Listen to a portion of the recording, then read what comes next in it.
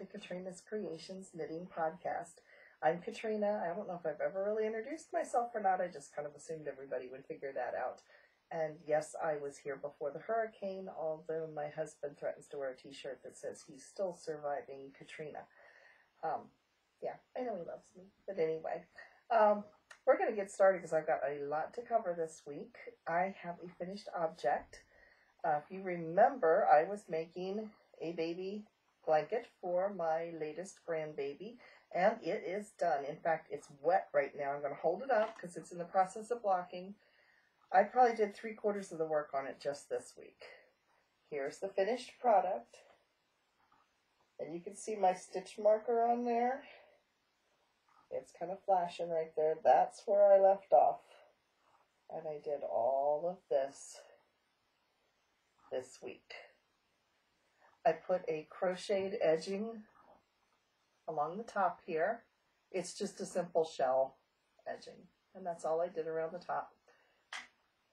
And it's a little shorter than what I anticipated. I actually have a lot of the yarn left over, probably almost enough to make a hat or a sweater. But I didn't want it to be out of proportion with the width. And when my daughter looked at it, she actually said she liked this length better because it fits in a car seat. And I never really thought about that. She said some of the ones I've made are actually a little too big and bulky. So this one is probably about maybe 2 feet wide and probably maybe 3 feet long. Yeah, probably about 3 feet long. So it's about 2 feet by 3 feet. So there it is.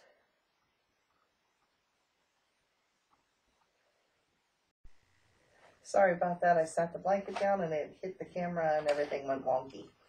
So anyway, back to what I was talking about. The blanket is still blocking at this point, and we'll be going out in a few weeks to go deliver that to the new grandbaby.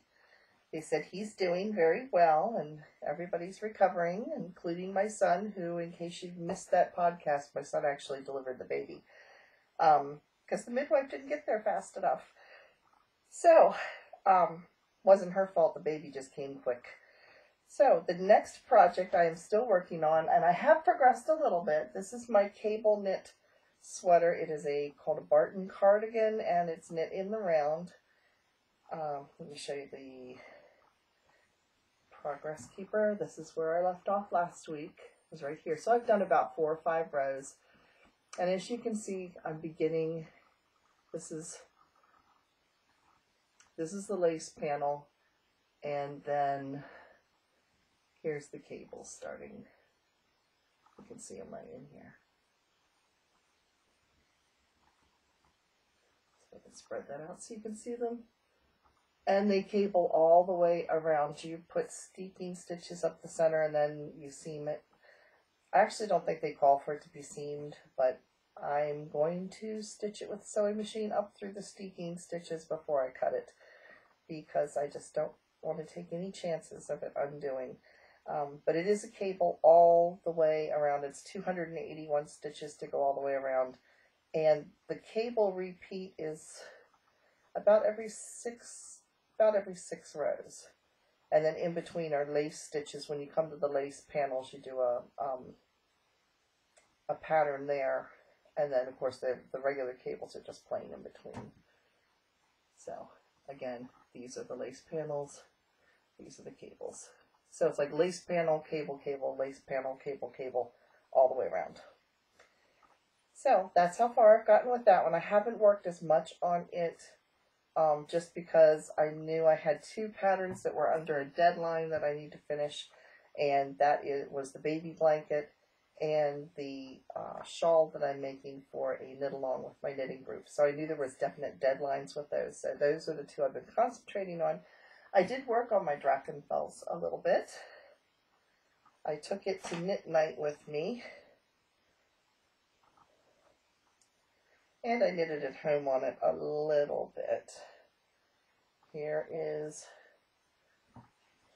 where is it at? There it is. Here's my progress keeper from last week. So you can see I've put about 6 or 7 stripes. I'm now finished with the red. I've knitted all the way up, so I'm completely finished with the red. Now I'm into the 2 different tones of brown. So, and when you hold it out like this, you can see the pattern a little bit, because there are some like stripes right in here. And you can see those a little bit, but I think if I hadn't gone with the variegated that had the brown in it, as well as the brown I was already putting in it, it might have showed up better. But I'm still happy with it. I think I like it. It's kind of a tomato red, and I have absolutely nothing in that color. And I kind of like the bright pop. I just like the way the brown and the red look together. They kind of remind me of kind of a barn and a fence. I don't know. Kind of farmy looking. I don't know. I just like them. So the other project that I've been working on is the knit along. And like I said, I have been working a lot on this because it has to be done by the end of the month, and today is the 21st. So last week I had just finished this, the variegated colors here. I have finished with the variegated. This is called the Shades of Wicklow, and it calls for 3 skeins of Ella Ray Baby Alpaca. And I used 2 skeins, and the other skein is something different. It is the variegated yarn that I am using on it is Queensland Collection Brisbane. And that's what it looks like. And there is 144 yards of this, and the Ella Ray, this is what it's Cozy Alpaca in the chunky. And the color is called 520. Let me see how many. There's 120 yards. It calls for 3 total of those. So I should have plenty of yarn. I hope, although it looks like I'm getting down low with my balls of yarn, but it says I'm going to make it, so we'll see. Anyway, I looked up what Wicklow was, because I thought, well, what is Wicklow? It's actually a county in Ireland. It's also a town within the county of Wicklow, is also a town called Wicklow. And it's in Ireland, and it's south of Dublin. So I always like to know a little bit about the pattern, where the names come from. I don't know, maybe it's quirky, but I find it interesting. So anyway, here's the beginning. And then it goes up through here. Like I said, this is where I had stopped last week, was right here. And I have since done up to here. I have the final colors that I will be working, and I'm getting ready to add again the dark purple from here. This is the variegated and the dark purple. So I'm getting ready to put the dark purple back in again, and it is, see if I can get it to show the color, there it is. That's the dark purple. It's almost like an amethyst. It's a very deep, it looks more blue here, but it is an amethyst color. And here is the lighter purple, and that's pretty true to color right there. And this is what the variegated look like.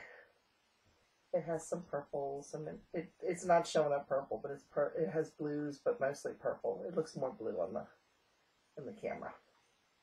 So I've been working on that, and it is so soft. The alpaca is just so cozy. I could just like snuggle it up. So since I got one thing off the needles, I was thinking, okay, I'm still down to 4 things. I didn't bring my cozy blanket to show this week because I've only knitted 1 square on it, so it really doesn't look that different, and it's in my pocketbook. That's what I carry along with me, and I had a dentist appointment, but I got right in, so I never got a chance to knit on it. And yeah, I didn't have anything where I was just sitting around. That's my car knitting or my appointment knitting. I just stuff it in my bag, and I knitted on it during lunch hour a little bit the other day, but like I said, I only got 1 square done, but I have a meeting coming up this week, so I might get more done in it for next week. If I get some progress, I'm not going to show it every single week. I'll just show it every couple of weeks once I've made some progress on it. So I thought, well, usually I only have 2 items on the needles, but I've been watching all of these podcasts, and everybody's doing that find your fade, and I kept saying, no, I'm not going to do that. And I caved to peer pressure. I did. I caved to peer pressure. I kept watching it and it was like, it just kind of looked fun to be able to try to play with the colors and blend one into the next. Yeah. So I'll show you. The yarn has not come in yet. I've ordered it, but I'll show you what I'm going to do with it. If you remember a few podcasts back, this is sparkly. This is Cascade Sunseeker. So it has, let's see if I can get the sparkles to show up. A little bit, maybe you can see them, but anyway, there's sparkle in there. Yeah, there it's showing up some. This, like I said, is Cascade Sunseeker. So there's this color, and then there's this color, and this color here, which is not the grayish green. It's kind of a seafoam, more like a seafoam green. It actually, both of these variegated skeins have this same color in it. So these are going to be in the center of my fade. Then I bought 2 skeins of different shades of blue in like a turquoise and then a lighter turquoise. And then I bought 2 shades of green in like a darker sage and a lighter sage. So it's going to start from the light sage to the dark sage, fade through these, and then go back out to light again on the other side. At least that's the plan at this point. Like I said, I ordered them online, and I'm hoping the colors are true to what they look like on the monitor. If not, then I'll just have to substitute something else. The yarn that I'm using, I do have some of this yarn. When I bought it on eBay, I have bought this particular brand before, so I know what it feels like. It's coming from China, and it actually says cotton, bamboo, cashmere. I don't think it's like all 3 of those. I don't know that there's cashmere in it. Bamboo, maybe. Cotton, definitely. I can tell by the feel of it. This is a skein of it that I have left. I'll hold it up close so you can kind of see. It's showing up mint green. This is actually like shocking pistachio green in real life. It's very, very bright. It was supposed to be mint.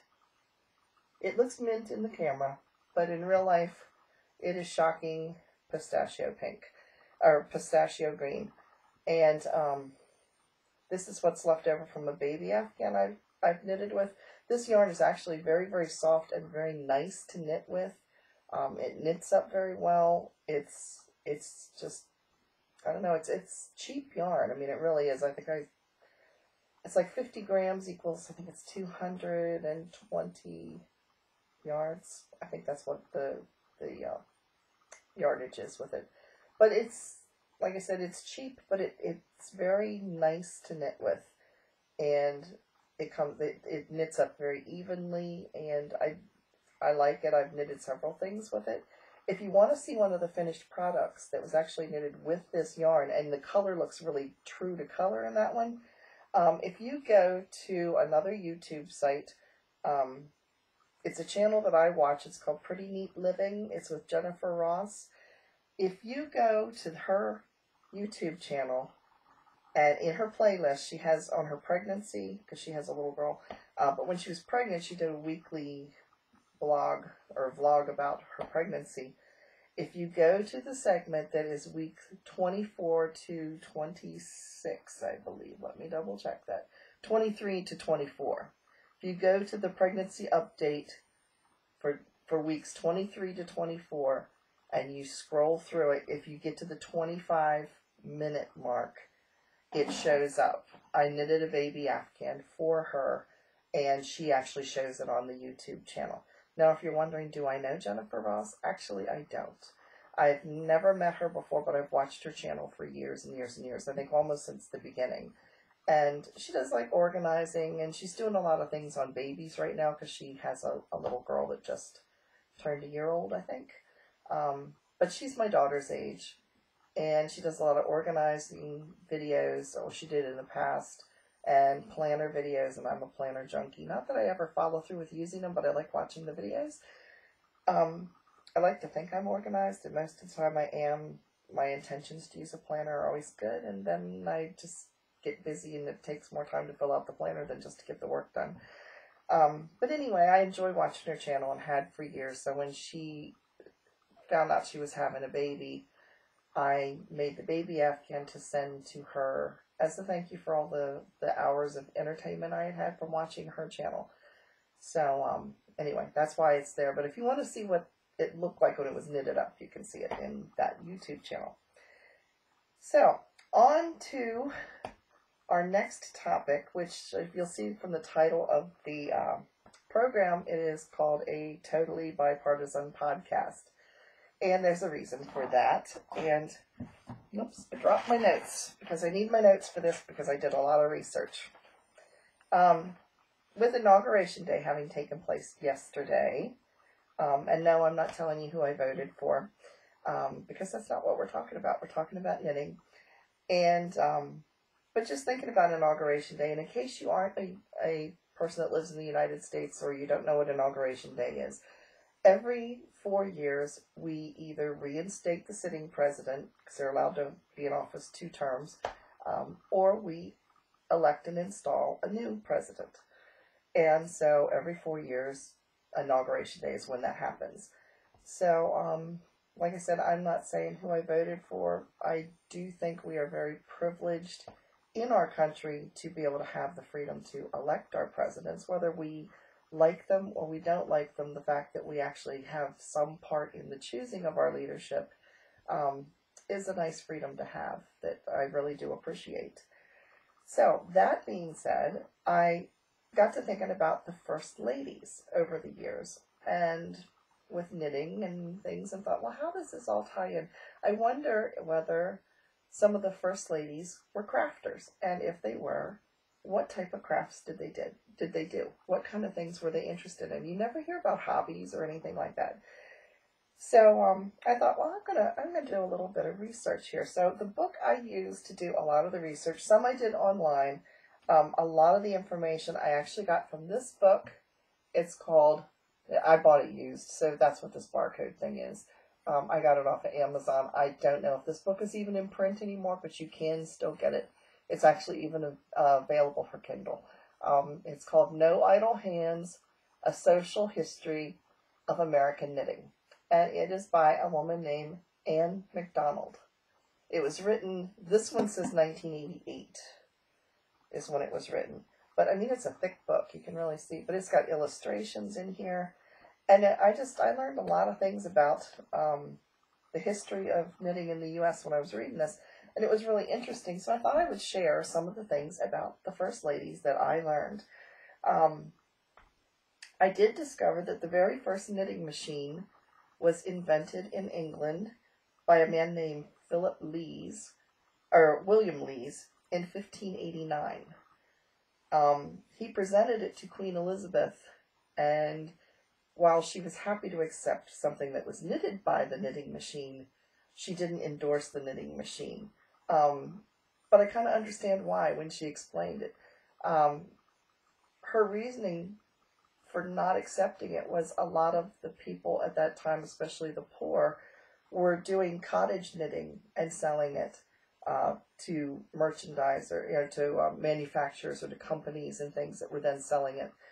So she was afraid it would cut out that income for poor families that were doing, like I said, knitting in the evenings and in their homes, and then selling them to stores to be resold again. So, but as far as with the U.S., they actually were knitting on the Mayflower. They said that they were knitting on the decks. They would come above board, I guess up on the top part of the ship, up on the upper decks where it was light, and they would knit during the day.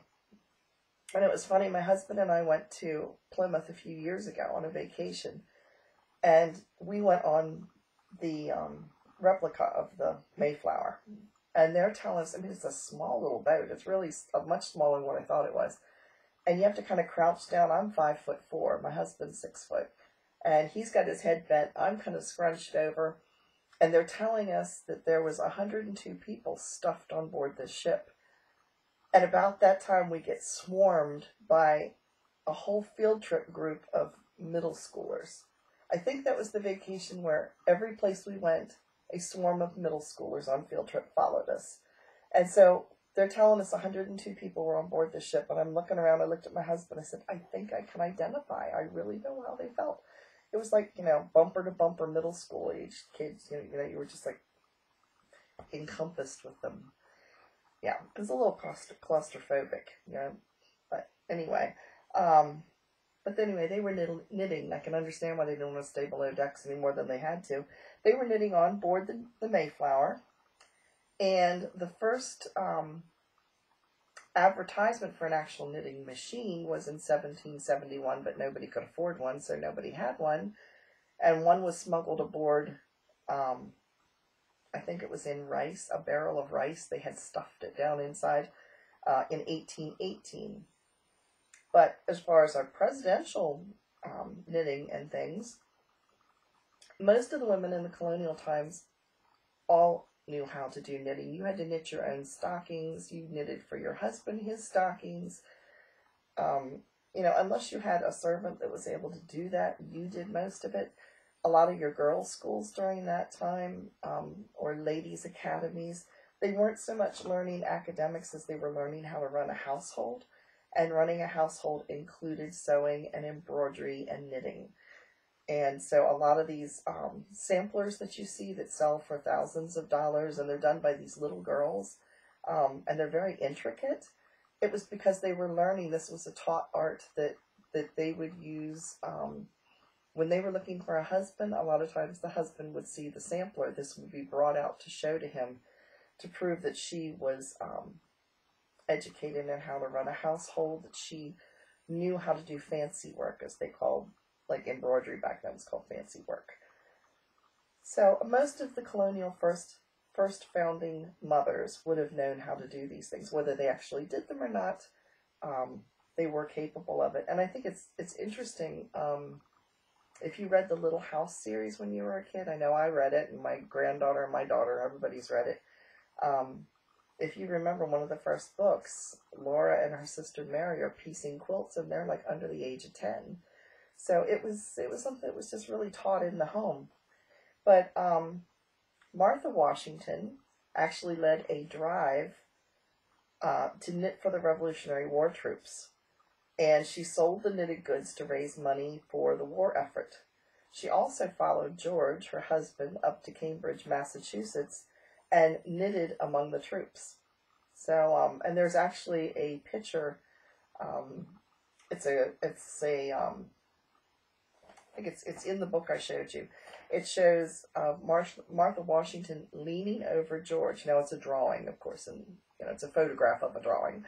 But one of the Christmas cards that they had sent is a picture of George sitting on a chair, and she's leaning over him, and in her hands are knitting needles. So then we skip ahead because there isn't a whole lot in between her and Edith Roosevelt. Now, Edith Roosevelt is Teddy Roosevelt's wife. So this would have been the beginning of the 1900s. She was a knitter, and she also had a knitting and sewing circle, and she would gather ladies at the White House for her weekly knitting and sewing circle, and they would sit there and talk about politics. And apparently the men got a little concerned because the women could influence so much by talking back and forth and gossiping and sharing opinions and what was going on. So the men were actually a little leery about the power the women had from this knitting circle. Then we move ahead to Grace Coolidge. This would be Calvin Coolidge's wife in the 1920s. And she was a knitter and a crocheter. Actually, she sounds like she was almost a master knitter because there's actually a quote by her in a magazine that says, "So expert is the president's wife in knitting silk hose that she could work in the daintiest clocking and even insert a monogram without undue trouble." So she was knitting silk stockings for some of her friends. I can't even imagine knitting silk stockings, how tiny. She must have had like size 0 or size 1 or something like that to knit with. But she actually crocheted a coverlet that was large enough to fit the Lincoln bed. I think the Lincoln bed is like No, it's bigger than 7 feet. It's extra long. It's longer than your average bed. But she actually crocheted a coverlet that would go on top of it, and it was her desire that each first lady after her would leave a craft or something of herself in the White House to have as a memory or in memorandum of the first ladies. That was her hope, was that they would establish a habit of doing that, just for posterity. And the two ladies that followed her as first ladies did, but after that it apparently died out. But Grace Coolidge also was involved with Vogue Knitting, as far as she got them to sponsor a knitting contest as a promotional. Remember, this is during the 1920s, and they've just finished World War I, and so she did this to kind of boost morale. And so people could enter into this competition and submit a photograph of what they had made.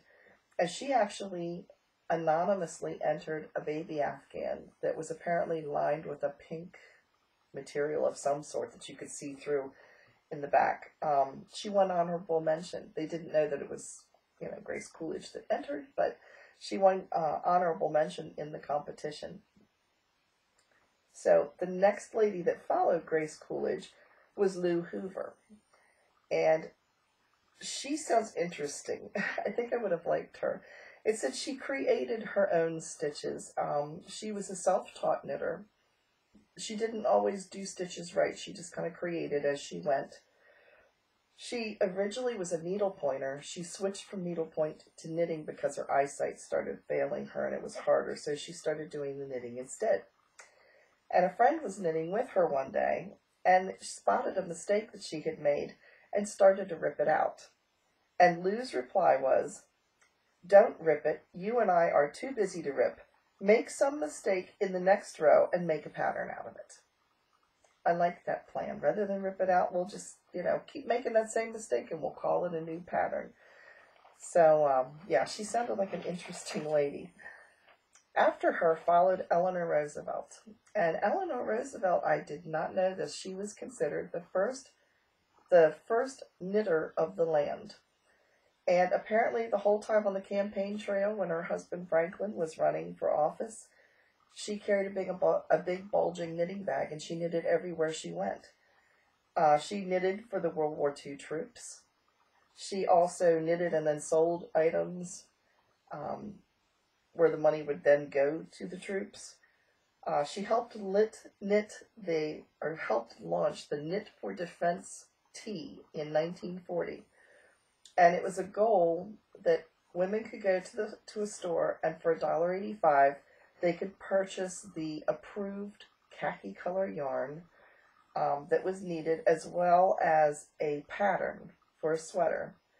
Because I guess the Army wanted everybody, any of the soldiers that were going to be wearing these sweaters, they had to look like they were officially part of the uniform, so they had to be khaki, and they had to be the same pattern for everybody. So apparently 9,000 stores in the U.S. carried this pattern, and the goal was that in a 2-month period that the women were going to knit 1 million sweaters. Can't even imagine. I mean, I'm sure there was a lot of women knitting back then, but I can't imagine 1 million sweaters in 2 months. I never did figure out whether they met the goal or not, but yeah, I was very surprised. Apparently Eleanor was quite the knitter, and she really put it to good use. So then I found a big gap. I couldn't find anything like on Jacqueline Kennedy. I couldn't find anything, like on Betty Ford or any of the people in between, Pat Nixon, none of those. I couldn't find anything. We skipped ahead to Barbara Bush. And I couldn't find anybody after her. I couldn't find any of the current first ladies or, just the recent first ladies. Couldn't find anything with them. But I did have Barbara Bush. And here's an interesting thing, because I have a personal connection with this one. And this isn't knitting related. But years ago, back when her husband, the first George Bush, was president, I believe it was Barbara Walters that was interviewing her. And I remember watching the interview. And they were talking about a rug that she had done in needlepoint. And this wasn't a small rug. It was like room-sized. It was huge. And I remember them showing it. I remember it was blue. And there was like little rabbits and things that were done in the needlepoint. And Barbara had gone on to say that she had carried this around everywhere he had been stationed over the years. And she'd go out and buy wool, and she had wool from all different places that she had gotten, wherever they happened to be living at the time. And that she had stitched this rug together and added little bits and pieces or little figures in as, I guess, as she wanted to put them in. I never saw a complete picture of the entire rug, but it gave me some incentive to try something like that myself. So I went to a store. Well, actually, I think I found it at a yard sale. It's been so many years ago. This was back in the early 90s when I did this. And I found some needlepoint material, you know, the fabric that's like netting. So I found the netting, and then I went out. Now, mine's done with acrylic because I couldn't afford wool back then. And even if I could, I don't know that I'd be putting it in a rug for people to stand on. But I created my own rug. Now, I've got to stand up to show you this because it's about 3 feet by 5 feet. So watching her just prompted me to try this for myself because I had never done needlepoint before. So here we go. I'm going to roll back here so that you can see this.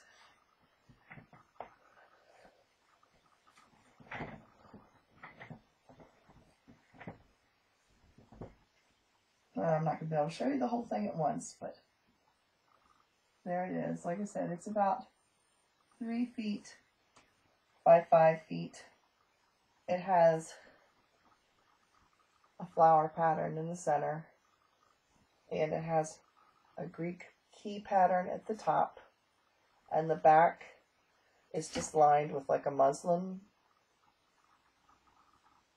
and then it has fringe attached. Now the story with this, after all my work, and it took me like 7 years off and on of working on this, because I would do it for a while and then I'd get sick of it and I'd put it away. My husband was sure that it was going to rot on one side before I finished it on the other. But I finally finished it one day. I lined the back of it. I put it on the floor, and the dog promptly ran over and sat on it. I guess it could have been worse. She could have done something else, but she ran over and laid on it, or German Shepherd. It stayed on the floor a whole 5 minutes before I took it back off, folded it up, stuck it in the closet, and that's where it's been ever since. Doesn't even match anything in our house anymore, but at the time I did this, our house was done in different shades of colonial, like red, white, and blue. That was our other house, not where we live now. So it's still in a drawer. But anyway, that is my rug that I never have used since. So, other knitters that I thought were interesting, now these are not first ladies, but just interesting things that I discovered, was that knitting has been done for soldiers during every war. In fact, the knit shop that I go to now has a little box that we can put knitted things for soldiers in. And the book that I was telling you about has pictures of Sojourner Truth. She is knitting, and she's holding knitting needles in the picture. There is a picture of Mrs. Robert E. Lee. Apparently she was a knitter as well. During the Civil War, both the North and the South, the women from the North and the South, both were knitting and raising money for the troops. The husbands weren't real sure that they liked the idea of the women actually selling things in a booth, because I guess they thought it wasn't, I don't know, wasn't kosher for some reason. It wasn't right for their ladies to be selling things, but the women, you know, continued to do so, and they raised money for the troops. Louisa May Alcott mentions Civil War knitting in the book Little Women, because children were encouraged to knit for their fathers. And if you've ever read Little Women, one of the daughters, I'm trying to remember which one. It's not Meg, it's Beth. I think it's Beth. Is knitting, I believe it's socks for her father, and her father's away in the war.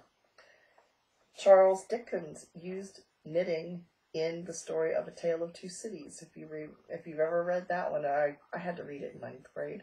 I don't think I've read it since, but the one lady is actually knitting a code in her knitting. Within the stitches, there's some kind of a code that she's knitting. In World War I, John Rockefeller Sr. had a home on Fifth Avenue in New York, and he actually opened it to operate for people to use as a yarn distributor, because they were distributing yarn to people who were knitting for the troops. And so they had to put all the bundles, I guess, together to do the knitting with, and he opened his home up for people to do that with. In England, both Prince George and Prince Albert, that would be the children of, let me think, that would be the current Queen's father and uncle. Okay. There are pictures of them. They made scarves back in 1929, and the Knitters Guild showed a picture of the two of them, and it prompted other people to start knitting, including guys, because they saw that the princes were willing to knit scarves for promoting the Knitwork Guild. In 1935, there was an outdoor knit-in at Boston Commons to knit a flag. So I guess they were all knitting, I don't know if they pieced it together or what. There's a picture of them doing it. And there was men and women included with this. And they are knitting a flag. In 1936, this I thought was kind of interesting, and it actually shows a picture of this book. There was the Motion Picture Publications Incorporation put out a knitting pattern book of 23 patterns. It was called The Motion Picture Movie Classics Hand Knit Fashions, as worn by Warner Brothers stars. The book had to have been big just to fit the title on it. But some of the models in the book that were modeling these knitted clothes were Betty Davis, Joan Blondell, and Olivia de Havilland. Joan Crawford was also a knitter. Abby Aldrich Rockefeller, which would be John Rockefeller Jr.'s wife, was a knitter. I'm distantly related to them. We don't have the money part, but anyway, we are distantly related to them. And when we went to Williamsburg years ago, there's a house that they lived in while they were there, and so we went and toured the house. And in one of the, they show you like the visitors film, and they show the family, and there she is sitting there knitting. And I think it was probably World War II, and she was probably knitting for the troops, because what she's knitting in the picture is kind of olive drab or like a green color, so I'm thinking she knitted during World War II for the troops as well. Former Secretary of State Madeleine Albright is a knitter, and actress Julia Roberts is also a knitter. So just a little bit of trivia. I just thought it would be interesting to tack in today. I love history, and I love learning about other knitters and famous people that knitted, and just historical things and how they relate with knitting. So as far as next week's podcast, one of my subscribers had asked if I would do something, show my spinning wheel. I have an Ashford traditional spinning wheel, if you want to look it up and see what it looks like. It looks like what you always picture a spinning wheel, not the great big walking wheels. It's not a big wool wheel. It's your traditional flax wheel is what it would actually be. So I am going to show that as well as my loom next week. And I'm going to do, along with that, a little bit of history behind spinning and weaving. And I'll show you my kind of lame attempts at weaving. I'm just a beginner, so I'm still learning. Haven't done anything really all that intricate yet, but I'll share with you what I've learned. And I'll show you what my loom looks like. And so, yeah, that's our program for next week. So thank you again for stopping by, and I will see you next week. Thanks a lot. Bye-bye.